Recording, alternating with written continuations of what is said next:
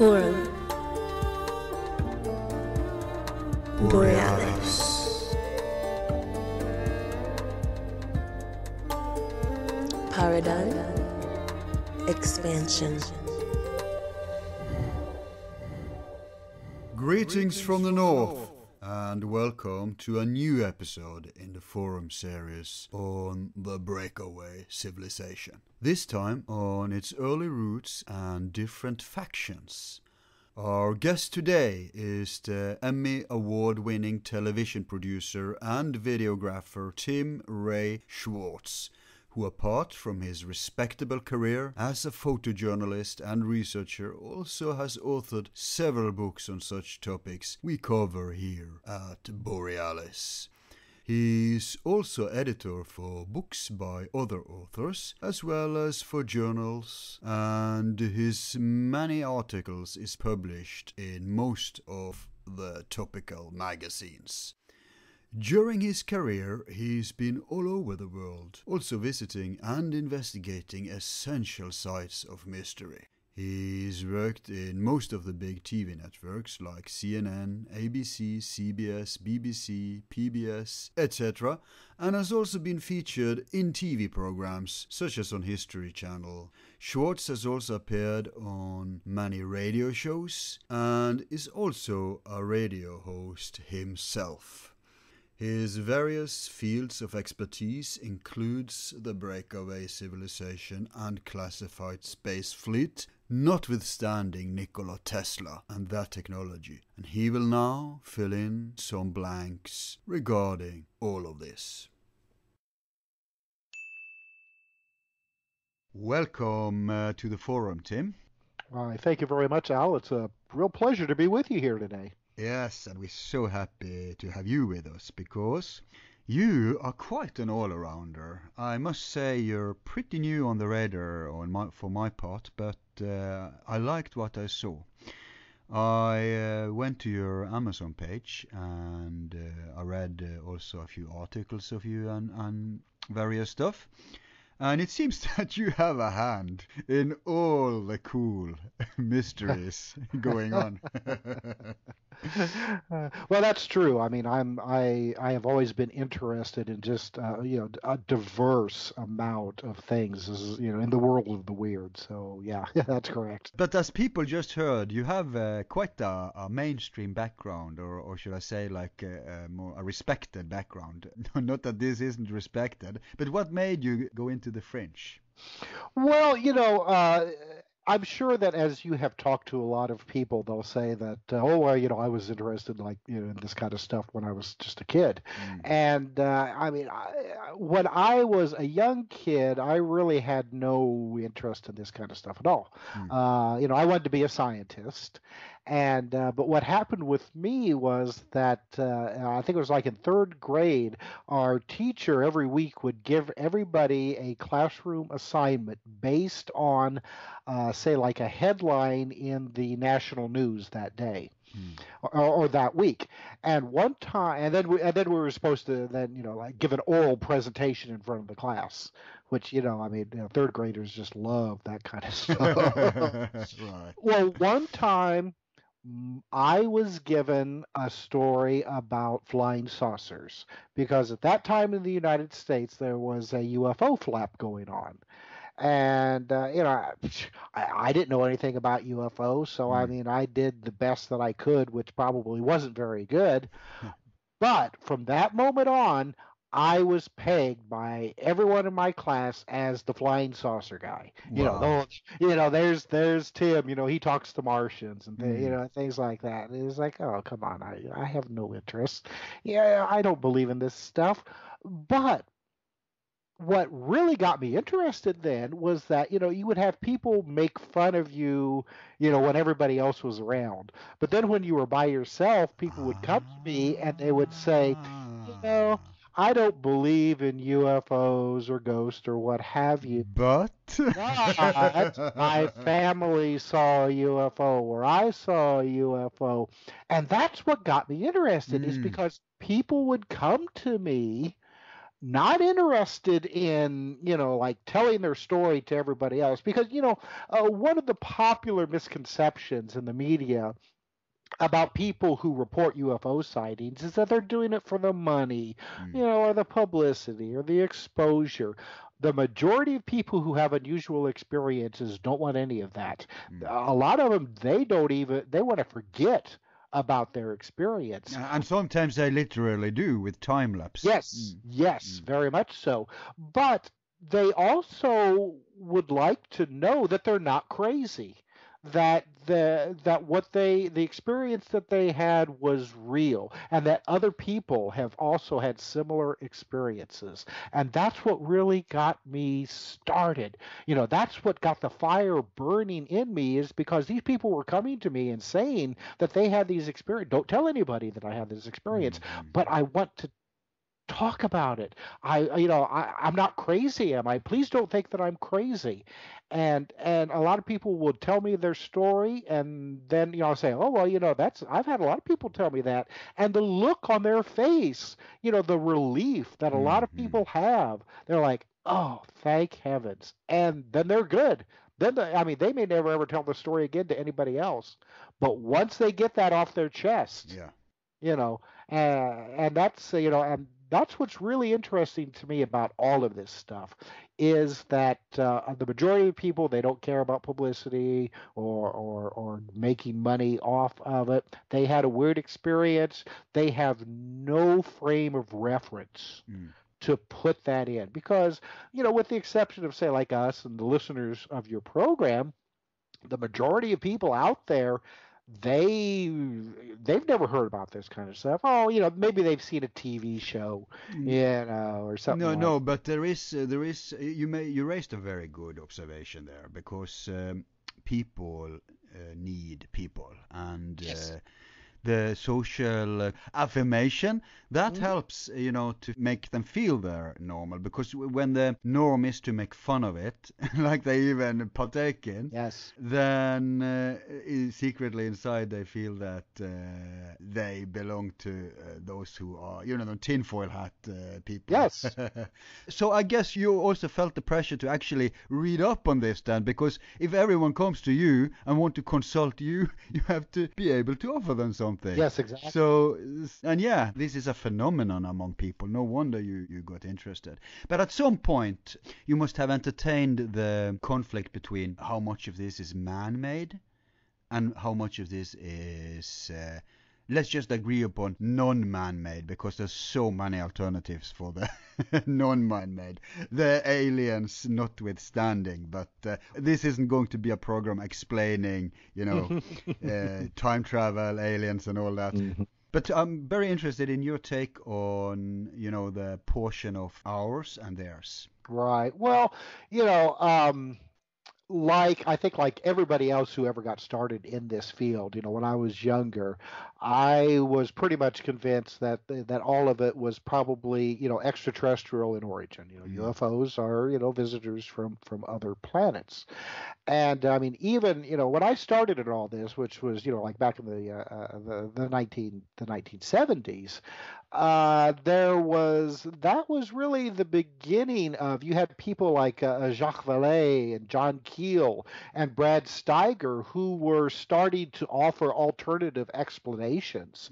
And so I got exposed to a lot of these alternative explanations fairly early on, which really opened my perspective, because like I said, early on I was, this is all extraterrestrial. Right. But then these alternative explanations, and especially the idea that a lot of it could be man-made, that we are talking about secret black project aircraft that, whether constructed entirely by people or with the help of entities not of this earth or dimension or what have you.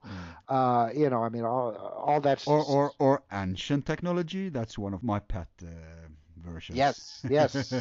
Ancient technology. Or Tesla technology. I want you actually to elaborate on that a little later, but go on. Sorry for the interruption. Right. So, I mean, and of course, especially like in the 1970s, the nuts and bolt crowd, which, means the entirely extraterrestrial hypothesis, people were the dominant factor going on, and that anybody who was coming and saying that, oh, well, these could be, black budget aircraft, I mean, you might as well. I mean, that concept, you get tar and feathered. You're swearing in church, huh? Right. Yes, exactly. Because I mean, the extraterrestrial hypothesis had been around for almost from the very beginning of the modern UFO era. Sounds almost like it's blessed from above, so to speak. Yes. Yeah. Yes. And we didn't realize then, in the 1970s, just how far advanced the various military, not only the United States, but the Soviet Union and others around the globe, were with aircraft technology. I mean, we now know that, the 60s and 70s, that they were experimenting and actually flying aircraft that, I mean, we would consider that, science fiction type of material, even today.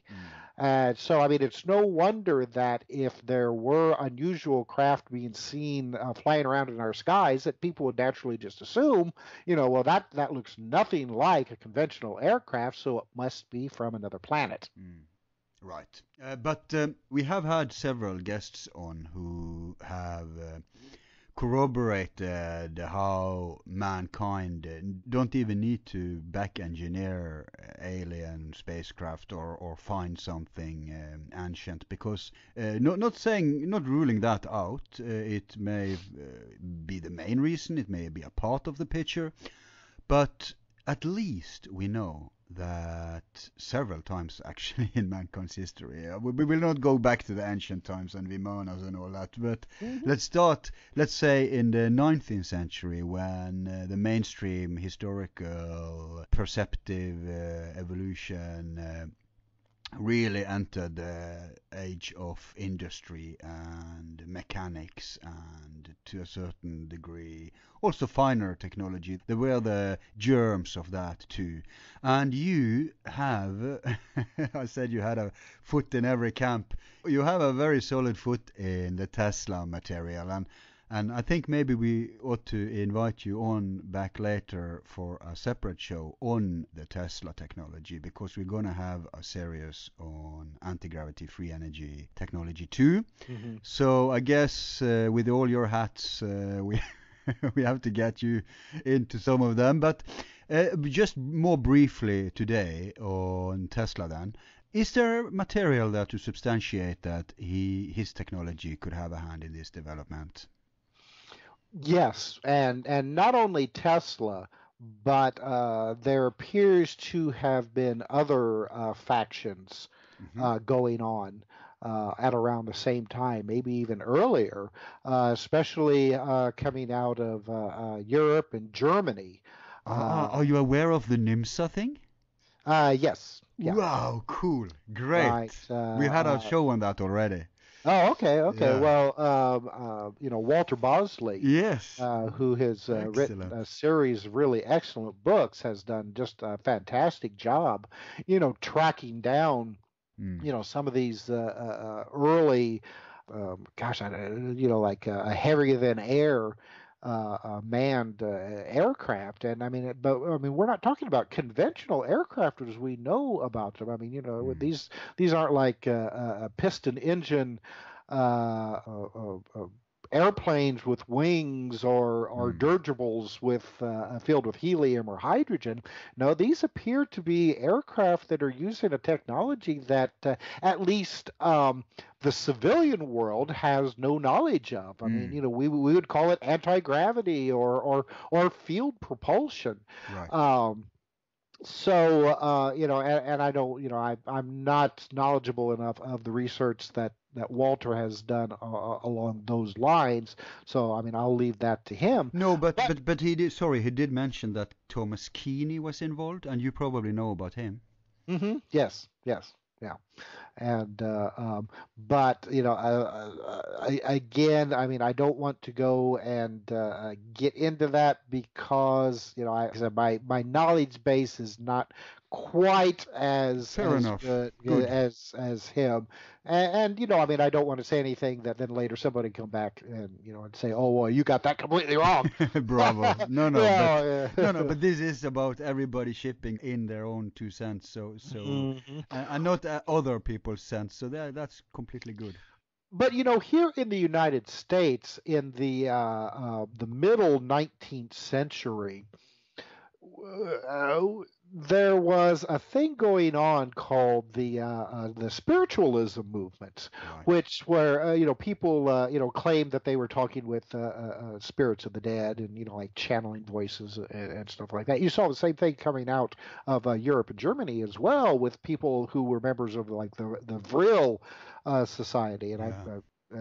who claimed that they were channeling information from extraterrestrials that were giving them blueprints to.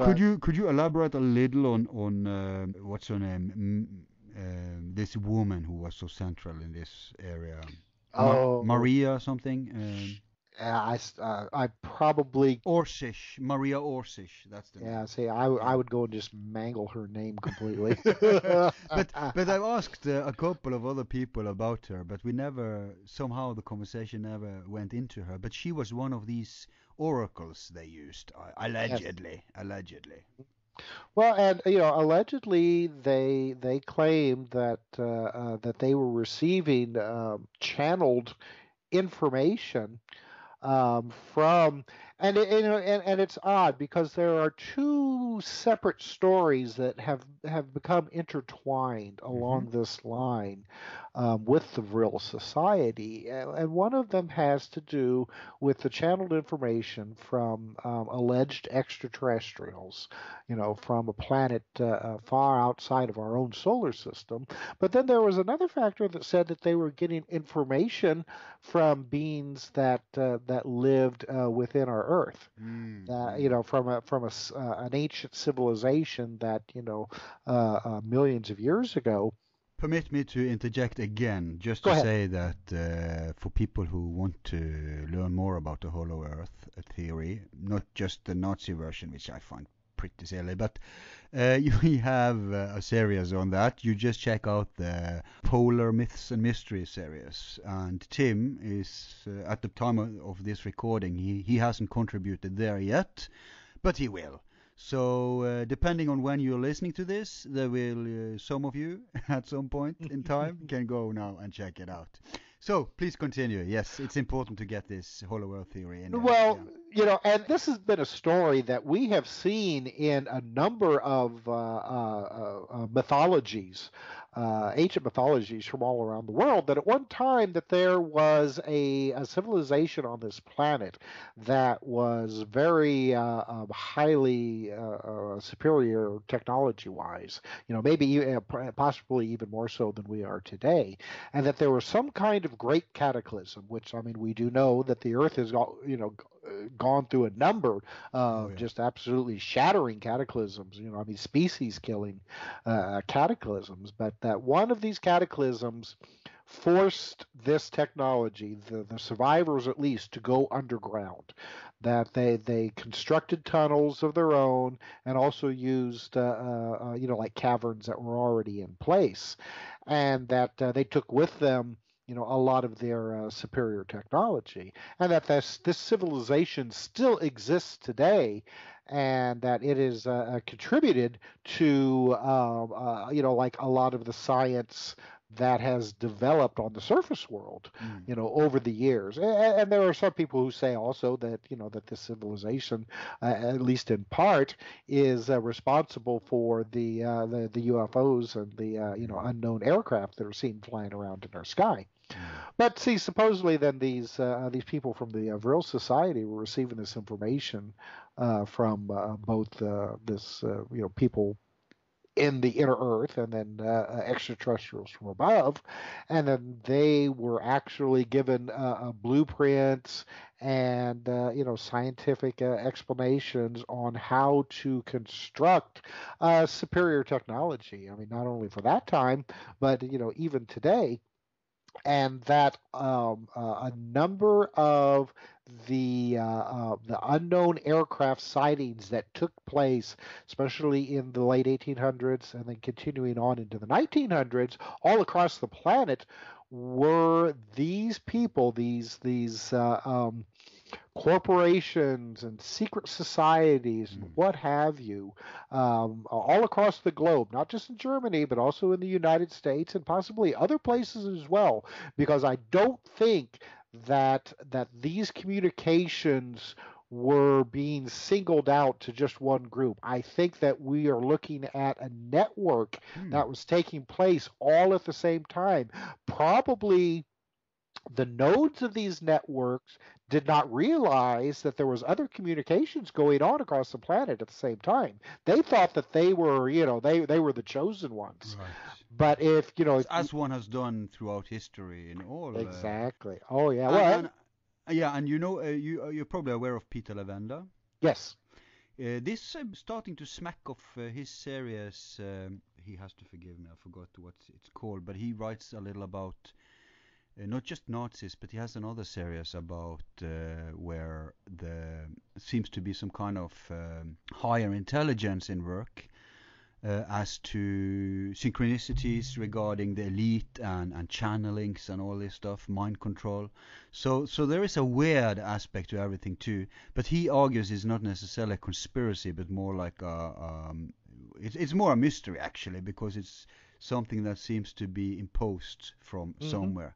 But just quick also to satisfy the more skeptical segment of our listeners, we are aware that there is a theological or mythical aspect to this, because you were saying extraterrestrials and people inside the earth, underground people, that smacks of angels and demons. So there is a folkloristic aspect to this also. Let's not forget that interpretation, which Graham Hancock probably also could be defined as a part of, the consciousness aspect to this. How much of this is physical? How much of this is metaphysical? So it's a very complex thing, this, because as soon as you introduce channelers, yes, we have to take heed for the metaphysical aspect too. But please go on. Sorry for the interruption. Oh, no. Well, see, and you're absolutely right, because I kind of think that maybe all of the above is taking place here, because, naturally, when you come along the lines of receiving channeled information, very much like people used to think that they were talking to angels or God or the demons or things like that. A lot of it may have to do with just people's belief systems at that time. I mean, 1,000 years ago, I mean, nobody would think about aliens from another planet or anything like that. No, they had a different interpretation filter. Exactly. And it's the same way now. We may be receiving information that we think are coming from aliens from another planet, but that just could be our belief system, intruding and creating static on the message. I mean, 1,000 years from now, we may look back at this and say, "Oh, we believe that this was this all had to do with aliens." Right. When 1,000 years from now, there'll be a completely different belief system that they'll be interpreting this stuff with. Hey, we even project towards each other as human beings on a daily basis. So why wouldn't we project to something we can't even start to begin to fathom? Exactly. So, and getting back, I kind of wandered off a little bit. Getting back to your original question about Nikola Tesla and the stuff that was going on with him in the United States in the middle to late 1900s. 1800s, people were starting to receive information that was claimed to be from beings from other planet. Mars seems to have been a popular one. That and that these communications these people were receiving, much like the ones that were being received in Germany and Brazil, Russia, and other places at the same time, they were being given scientific information that was way past what anything anybody had ever thought of at the time. And some of these communications were being received by the wives of some of the big corporate leaders in the United States at the time. Well, I mean, and you think about it, because a lot of this interest, usually it was the women, the wives who were involved in these seances and things like that. So once this information started to come out, and these big, these very rich individuals, the Morgans and the Westinghouse, and people like that, they got interested in it because they could see that this wasn't just metaphysical gobbledygook that that was being channeled, that they were actually getting what appeared to be legitimate scientific information from a source that was very uncommon. So they started looking into it and bringing in some of the great minds of the world. Nikola Tesla in the United States at the time, I mean, he was one of the biggest one. Thomas Edison at the same time. Yeah, but Tesla had already admitted to getting info in his dreams, hadn't he? It wasn't his dreams. Tesla had this amazing ability where if he was thinking about a concept, say like Tesla was the inventor of the AC motor. He had been working on that for quite a while and just really had not made any headway. And one day he was walking in a park with a friend, and all of a sudden he had this vision, and it appeared, as he put it, directly in front of his eyes, like we'd call it today, like a hologram. Wow. And he could see it, and with his mind he could rotate it in any direction. He could take it apart. He could see its component pieces. Wow. And he had to stop right then and there and actually with a stick draw it out very fast in the dirt because he was afraid that he would lose it. And then hang on, is this official catechism? I haven't read it. Yes. Cool. Yes, very much so. And this was something that, continued on for all of his life. Right. Practically any of his inventions, he would envision it like that. And he didn't call it dreams, and he didn't call it hollow. Sounds almost like he's tuned into a particular frequency. Very much so. There's been a lot of speculation that he was able to tap into, what's called the Akashic record, with that universal knowledge base. Yeah, but you make it sound so technological. It's almost like it's an actual ray, let's say you send something at a particular frequency, and then he with his mind can tune into it. He's sensitive for that frequency. Yeah. Obviously not discounting that he's already a learned and informed man, but the creative genius in him seems to have worked at that, something like this. But of course, I'm just interpreting. Well, very much so, and you have to realize, it's my belief that all of this stuff that we call psychic phenomena, right, levitation, ESP, what have you. I believe that it all exists, but it exists with a science that we haven't yet discovered. So someday we will run across the scientific principles that will explain all of this. Exactly. And it'll be somewhat like the discovery of like quantum physics. Yeah. Before quantum physics, when people speculated about, some of the stuff that we take as a matter of fact now with quantum physics, I mean, that was like, that was really woo-woo stuff. You're talking. Yeah, magical technology. Yes, exactly. But now we know, from years and years of research that this stuff is real. And I think it's the same principle with, a lot of this, the psychic stuff we're talking about. There's a scientific principle for it that we just haven't discovered yet. But so Tesla was brought in and was given some of this information that had been channeled. And of course, now Tesla was a very scientific mind. He didn't have a lot of room in his life for this kind of stuff. He didn't believe in psychic powers, despite what you may have read or heard. I mean, he didn't believe in ghosts or any of this stuff. So he was very skeptical when this stuff was handed to him. But once he started looking at it, he could tell that yes, this was something that was real. I mean, Right.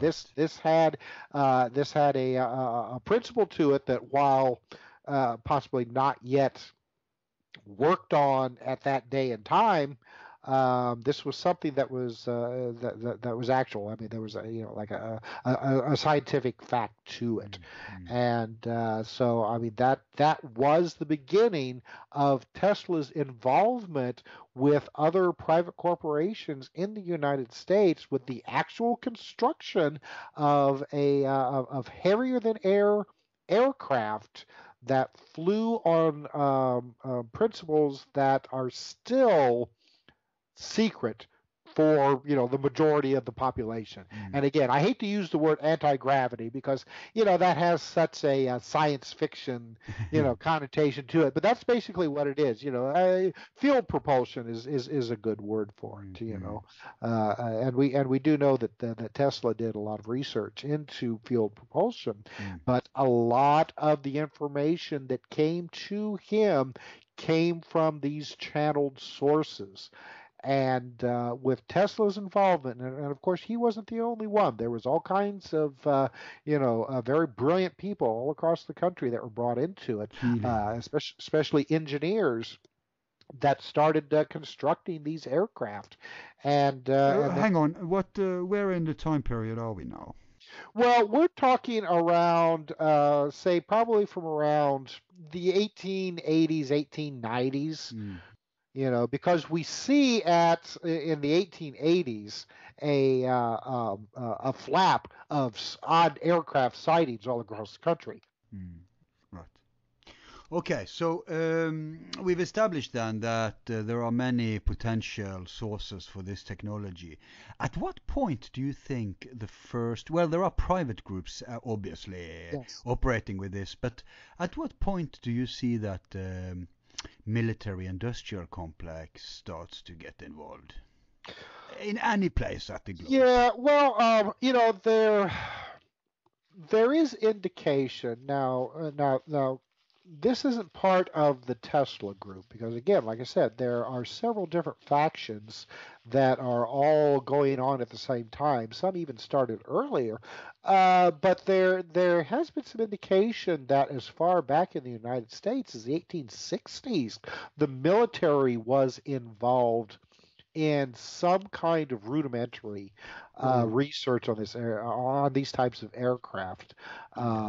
Yeah, you see. Again, pardon for interjecting, but no, go ahead. Yeah, you're in a good flow here. Just remember your thought. I was just going to inject that. I think it was with Walter Bosley. The story came up that the Sonora group. Yes. Someone there introduced a very rudimentary flying object or machine to Lincoln, of all people, President Lincoln. And some of his guys, was it Solomon Andrews, rejected it. And I found that, I regret I didn't raise it with Bosley, but I'll ask you about it, because at that point there is a civil war. Someone comes to you and they they demonstrate a completely, that's like Hitler learning in 1944 that, hey, we have some extreme technology here that can just change the war decisive. And why on earth would he dismiss it? It sounded to me it went black because the guy who introduced it didn't do allegedly anything with it afterwards. Right. So to me, it sounds like either that Solomon Andrews guy should be booted because he's obstructing the war, or immediately they found out, yes, we'll take this, we can use this, and let's keep it tight so that the South States doesn't learn about it. So already there, I think we can see the germ to the modern intelligence and industrial military complex. What's your take on this? Well, I wonder. This is a speculation on my part. I wonder if the technology that was demonstrated, as far back as the Civil War times in the United States was as good as as people are saying now. I'm wondering if whether or not it was still pretty rudimentary. Yeah, which means let's hire these people and make them work on it. Yeah. So I'm not saying it was used, but it could have gone into the system. But it could have, but human nature being what it is, and we've seen this time and time again. Skeptical to new things. Yes. See, that's my opinion, is that this stuff was demonstrated, and even if it worked even a little bit, because it was such a new concept, something. Good I mean, point. you're talking about they were experimenting with making little submarines during the Right. That's, I mean, that was pretty far out at that time. So you go and approach them with an aircraft of some kind, and their minds are just going to basically shut down and be like, that's just we just can't Right. crazy. Okay, I buy that. I see your point. Yeah. It's now, however, I do think though that there probably were great minds within the government and the military who saw the potential of this and helped finance and keep that financing going over the years. Right. But see, there was this period from the 1860s up into the late 1800s and then the turn of the century, where not much was going on until you started to get then that new surge of intelligence that was being channeled through, and I mean, it's almost like it was reinvigorated, that there was new life put into it, and that's when then you saw, and I think we were a little bit more, we knew a lot more about technology. I mean, in just that short period of time from the 1860s to the late 1880s, 1890s, I mean, there was a huge jump in technology and engineering And spiritualism. and spiritualism as well. That's correct, right? And so I think that people were more willing and open to look into this stuff again and to actually start trying to construct these things, which obviously must have happened because then you have this surge of mystery aircraft that were being seen all across the United States in the late 19th century on into the early 20th century. I mean, from like California, it was almost like they all originated from California and then swept across the country towards the East Coast. Practically every state in between had these stories. Now, a lot of skeptics, are saying, "Oh, well, these were just hoaxes perpetrated by newspapers." Which papers, I mean, they did that. I mean, I'm not going to deny that wasn't the case. But the question then was, when do you think that they first got it? Should I say in the black projects officially, publicly? I would say probably. I would say the military probably did not get involved until at least the early 20th century. So, and but then who got it first? You think the Nazis or the Allies? It's a difficult one. Yeah, it is. Well, see, I don't think either of those groups got them first. I think that there was a separate group or several separate groups that had this first. And and it's hard to say what happened to these groups, Right. whether or not. See now, one of the stories that came to me was that this channeled information, the whole purpose of this was that these people, the Tesla group, as I'll call them in the United States, they were instructed to build first aircraft that could fly within our atmosphere, and then Right. aircraft that would fly outside of our atmosphere. Right. Purpose of going to Mars. Wow. That there was a civilization on Mars that was communicating with Earth, and that they wanted us to fly to them. And that they actually did this, that they actually constructed a spaceship using Tesla technology based on this channeled information. Hang on, is this the 1908 Tesla flying machine? Yes. Ah, excellent. Go Yes. on. Go on. Well, and that I mean, about the Tesla free energy idea, not free energy, the wireless transmission of energy. One of the reasons that he started construction on the transmitting tower on the east coast of the United States is that this was going to be the power source for the the interplanetary spacecraft to Mars. Right. That they were going to use that to transmit power to the ship as it flew from Earth to Mars. Right. And they actually accomplished this. That they actually managed to take off. They actually managed to ride the beam, as it was said. But that somewhere along the line, because I mean, face it. I mean, we're talking about the early, 1900s. What did we really know about, interplanetary space travel, with the exception of this information? But these brave people actually, attempted to do this, but somewhere along the lines, the spaceship disappeared. Okay, but you're really going quick here because there's a lot of questions in my mind. Yes. I have to bother you with before we get this story complete, because start with what they knew about the solar system. Probably did they know about the Van Allen belt, for instance? No. Nope.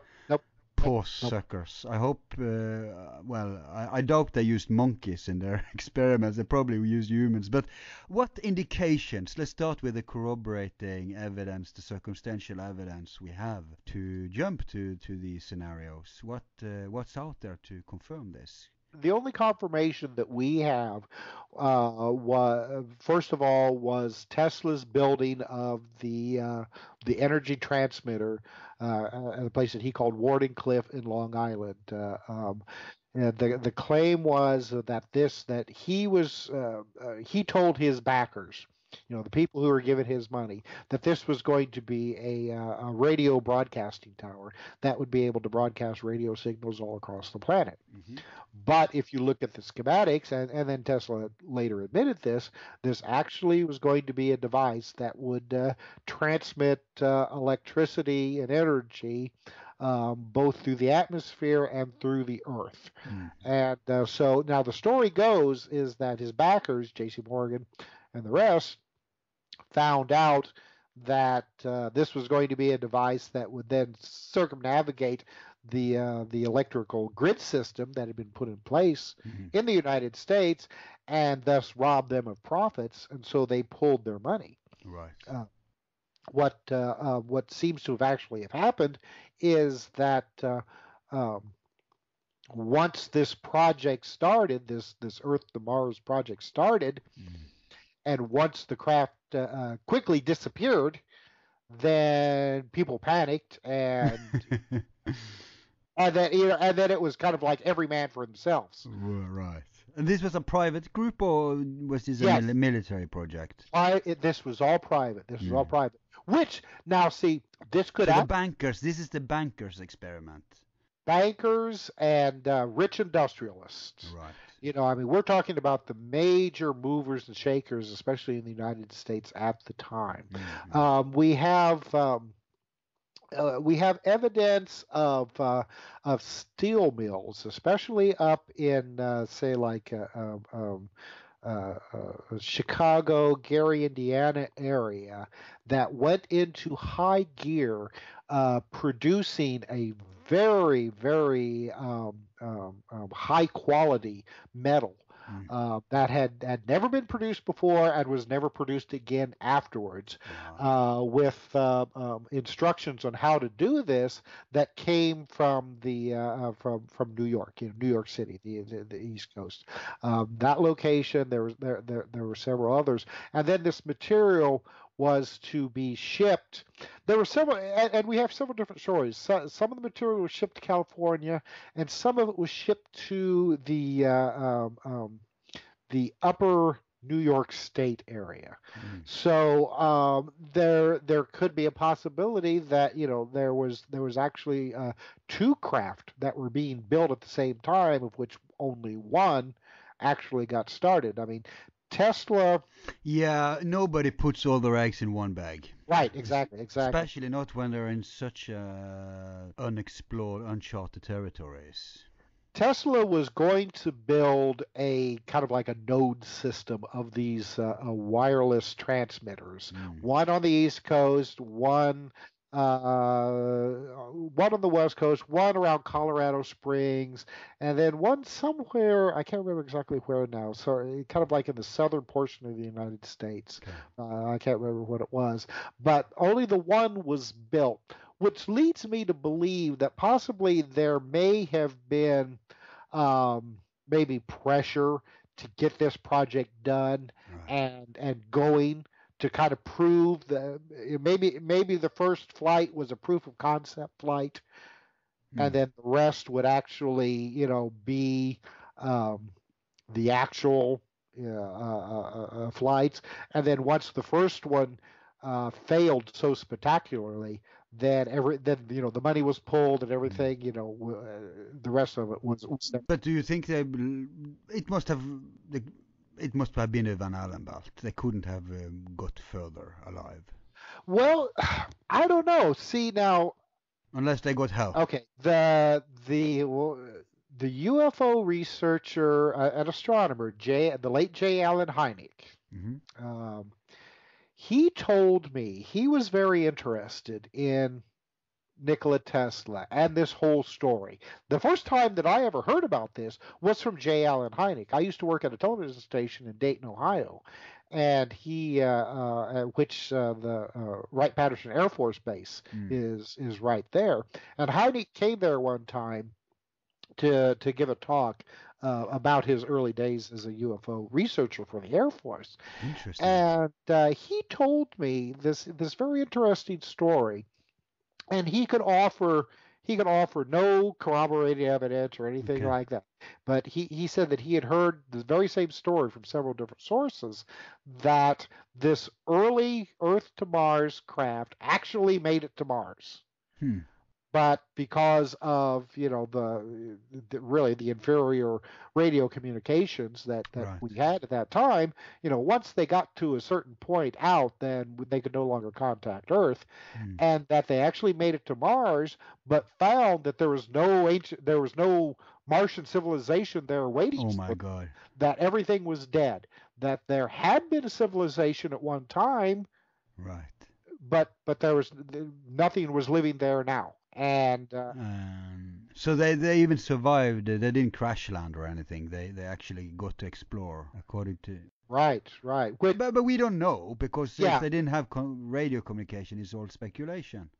Right, exactly. Well, and the thing is that, see, now he says that, he told me, he said he wondered if they managed to actually survive somehow. Yeah, I was thinking the same thing, because we have found clues to activity up there. Well, he said that, maybe if they did discover that there used to be, a civilization there on Mars, that they were able, the survivors of, this early Earth mission, to use that technology to survive and then eventually come back to Earth. And that the whole modern UFO era, which started in around 1947, were these humans coming back from Mars. So yeah, with ancient technology probably, but there's many scenarios. There could be people there already on Mars, some survivors from when Mars was populated. There could have been aliens, and then you have the inner Earth hypothesis. So there's many possibilities here. But this one is a very fresh and original story. I must admit, I haven't heard it before. Mm-hmm. So and I think all listeners who find this new will also appreciate it. So Well, see, you'll find that there are a lot of UFO researchers, especially your older ones who've been around for the name old school, yeah. who have heard this story Hmm. and maybe even secretly believe in it, but they're not going to talk about it. This is Right. one of these things. The story is so fantastic. Yeah.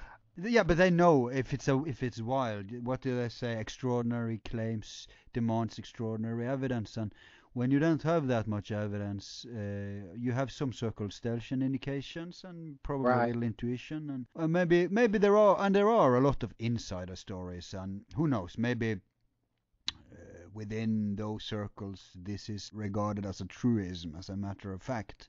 But for all the poor people who's out of the know, we have to entertain it as a potential hypothesis among many others. Mm. So this is interesting, very interesting stuff. But do go on. Well, but so this I think is the beginning Right. of that whole breakaway civilization. Oh yeah, this is literally a breakaway civilization. Exactly. But I think that a lot of people who maybe just coming into this whole concept of a breakaway civilization, a secret black project space program, may not. I mean, they may think this is something that has happened recently. Right. But the evidence seems to show that it goes back for years, decades. Right. I mean, and some people will be willing to even say that, oh, well, maybe it started, with Nazi Germany and their experiments. But I mean, again, I think that Nazi Germany was kind of a latecomer Right. into all of this. Yeah, so when your title, you have many books, and we're gonna make our listeners aware of all the relevant books that has been touched upon today at the end of the program. But I will already pitch now the one called The Secret Space Program. Who's responsible? Tesla, the Nazis, NASA, or a breakaway civilization? And what you've just elaborated on kind of explains a little of that title, because we already are aware of the Nazi lead. We've had many programs on that. Gonna have more on NASA when we reach that part of the timeline. And now we hear that Tesla could then imply this very first and early attempt that you've just elaborated on. Mm-hmm. So, okay, just to wrap up some loose ends there. So just continue, please. Well, and then after, and then of course after this spectacular failure, Tesla, his credit was ruined. I mean, he never really regained the notoriety that he had. From then on, I mean, he was this, and in fact, it got so bad for Tesla that I mean, he was referred to as a mad scientist. This explains why he was shone and fell from grace at the end there. I think so. I think so. Right. I think it was a situation where, and I said earlier, everybody kind of ducked and covered, and it was every man for themselves. I mean, you know how the corporate world is. If something goes wrong, it's always, somebody finds a scapegoat. Right. And I think Tesla became that scapegoat. But then it sounds like we could have several breakaway civilizations here. We'll not touch so much upon the potential one in the inner Earth today, but the mainstream one is connected to our black project. I say our. I have no identification with those bastards, but supposedly they are looking after some kind of Western interests. I mean, obviously not the people. Nobody cares about the people, but right. But they are somehow connected to our civilization. Then they are a part of our civilization, unfortunately. So well, just continue. You don't have to elaborate too much on the Nazis, but if you see them as a part in this story, do include them. But let's try to move on this. Well, sure. Well, see, I mean, you saw then continued research in this kind of high concept technology from people like Marconi. Right. Marconi, I think, kind of took the ball and continued running with it. But then you start seeing other examples, as you mentioned, Germany. But I And think the bell. the Italians with Marconi's help also had a big part to play into it. Some of this research being done in South America, Right. at the time. But I think that really the next major player with this would have been Nazi Germany, because I mean they had the money, they had the scientists who were looking into a different way of looking at physics, because I mean Hitler basically ran all the Jewish scientists out of Germany and Mm. Europe. They came to, you had people like Einstein and people like that who came to the United States. And so Hitler was not interested as he called it, like Jewish science. So they had to start looking in completely new directions.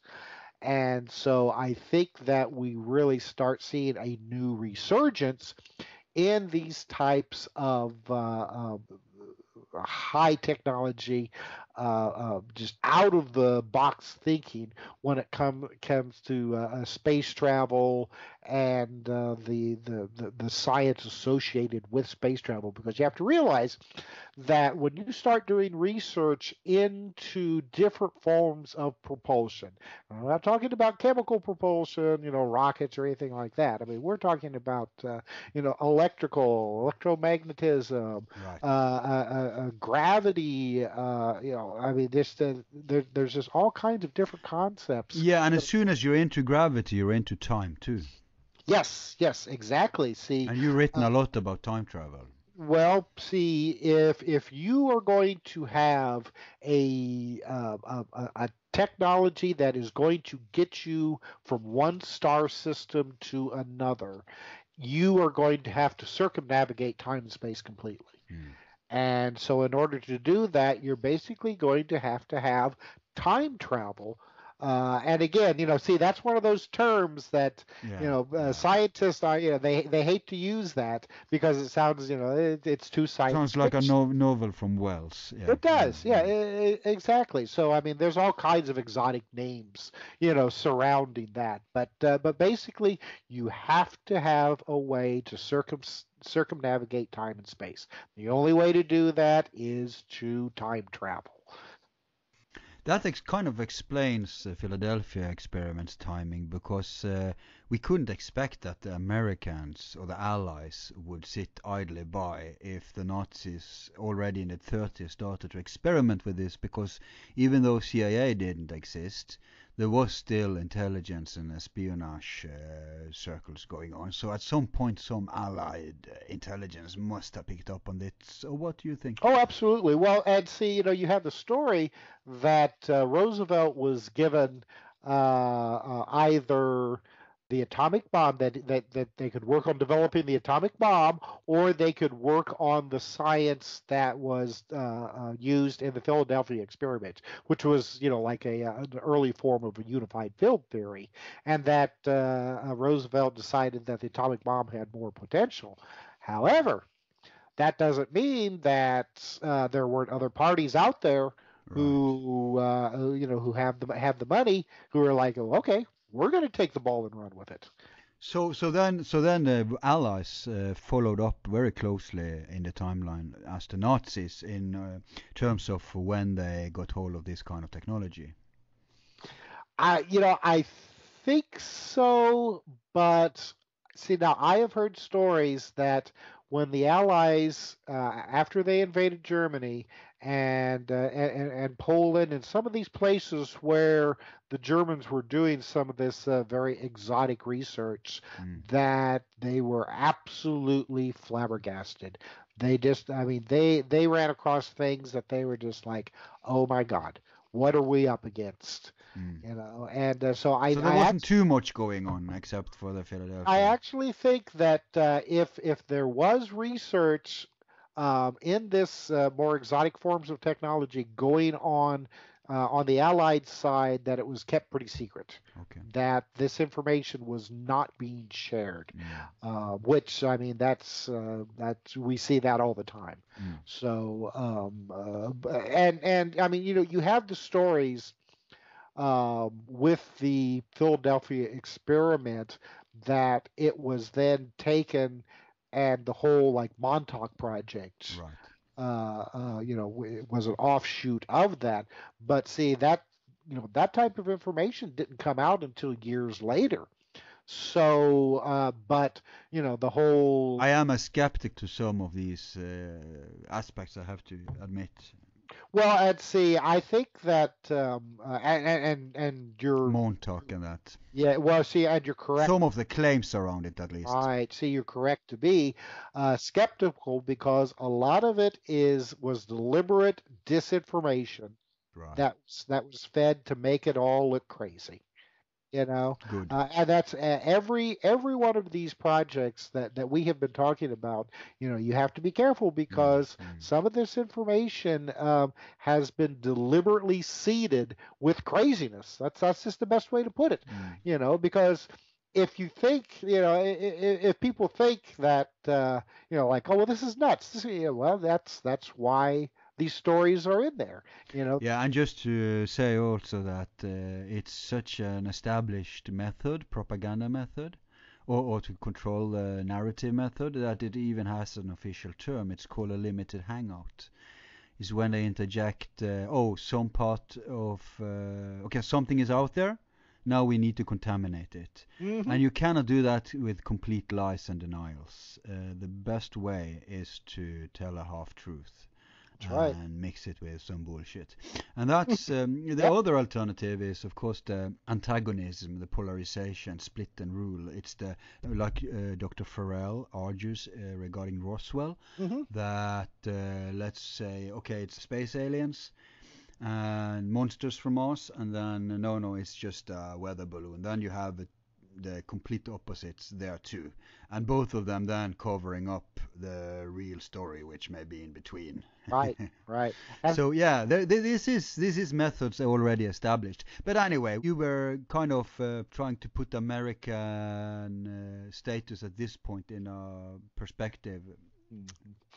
But see, I think that they're probably already at this point,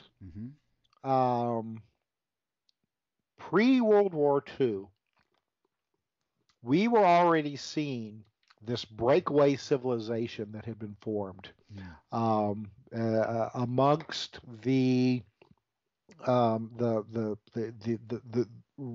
royalty, the rich, the elites.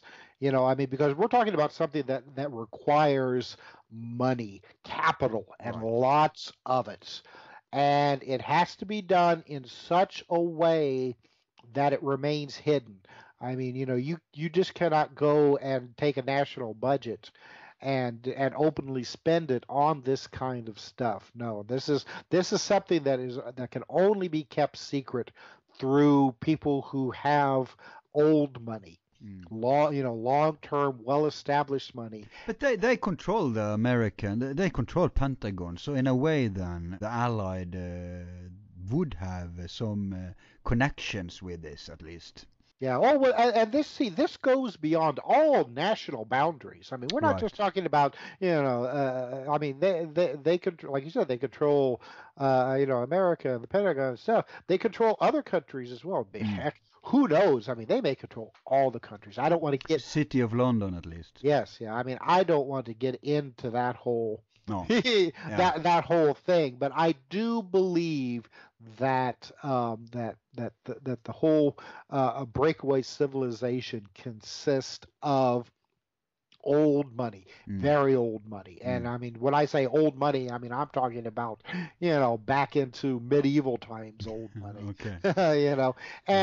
And these people also, I mean, these are the people who have created the world's financial system. Yeah. So they know how to manipulate things in order to raise capital and to make these types of things happen. So this is actually ancient money. This is what Dr. Forel calls the Babylon banksters. Right, exactly. Yes, and that's a good term. Knight Templars. Yeah. I'm with you. Right. Or the listeners rather are with you. Precondition to understand what you're talking about here. So yeah. But I mean that's the only way that a project of this magnitude. I mean, you think about it, a breakaway civilization that exists alongside of our own, and I mean, and there could be some aspects of it that exists, say, like in extremely isolated locations. The jungles of South America, underground, or something like that. But that's just a small part of it. The majority of it exists right alongside us. But it falls into the category of what we think of as like a secret society. Right. I mean, we have groups of people that I mean they interact with us. They're a part of our society, but they're also a part of this breakaway civilization. This ancient. I mean, it started out ancient, and then as time has gone on, they have used their money and their open-mindedness towards scientific advancement, right, to further their goals, whatever that would be. But I mean, currently their goals have taken them off planet as well. And at this point now, it has also involved countries, military, the United States, Russia, China. It's involved our militaries with the space program. Right. Now you have tied it up to contemporary times, so I think this is a good point for a little break. And when back, we shall move more to the post-war period, I think. Okay. Sounds good? Sounds good to me. Okay. All of our files are free and will remain free. If you like the show, you can show support by donating $1 to help with expenses.